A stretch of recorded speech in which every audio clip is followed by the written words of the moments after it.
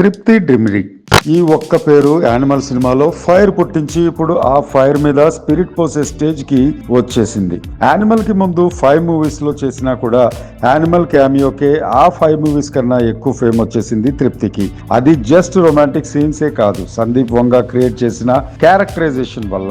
Animal తర్వాత అసలు తృప్తి డిమ్రీ ఎవరు అని గూగుల్ సెర్చ్ ఒక రేంజ్ లో జరిగింది. ఇన్ఫాక్ట్ నేను లైలా మజ్ను అనే మూవీ థియేటర్ లో చూశాను. బట్ యానిమల్ వచ్చినప్పుడు కూడా తను లైలా మజ్ను హీరోయిన్ అని తెలియలేదు.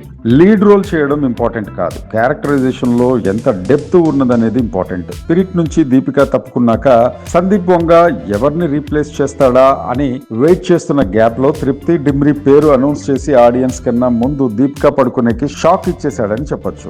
ఆ అనౌన్స్మెంట్ తర్వాత దీపికా పడుకునే తన పిఆర్ ని యూజ్ చేసి వంగా పైన నెగిటివిటీ క్రియేట్ చేయడమే కాకుండా స్టోరీ కూడా లీక్ చేసిందని న్యూస్ తెలిసిన వెంటనే సందీప్ పెట్టిన ఈ ట్వీట్ మొత్తం సోషల్ మీడియాను ఊపేస్తోంది. ఆ ట్వీట్ ఏంటంటే, నేను నీకు స్టోరీ చెప్పాను, మన అగ్రిమెంట్ ప్రకారం ఆ స్టోరీని ఎక్కడైనా ఎవరితోనైనా రివీల్ చేయకూడదు, బట్ నువ్వు చేసావు. ఇదేనా నీ ఫెమినిజం? ఫిల్మ్ మేకర్ గా నేను ఒక సినిమా కోసం ఏళ్ల తరబడి వర్క్ చేస్తుంటాను. ఈ విషయం నీకు అర్థం అవ్వలేదు, ఎప్పటికీ అర్థం కాదు కూడా. ఒక పని చెయ్యి, స్టోరీ మొత్తం చెప్పేయి, నాకు కొంచెం కూడా ఫరక్ పడదు అని ఒక హిందీ సామెతతో ఎండ్ చేశాడు. దాని అర్థం ఏంటంటే, చిరాక్తో ఉన్న పిల్లి గోడ గీకిందంట అని చెప్పాడు. దీపికా పడుకునే స్పిరిట్ పైన నెగిటివిటీ పెంచడానికి ట్రై చేస్తుందనుకుంటుంది. బట్ స్పిరిట్ కి అసలు పబ్లిసిటీ అవసరమే లేదు.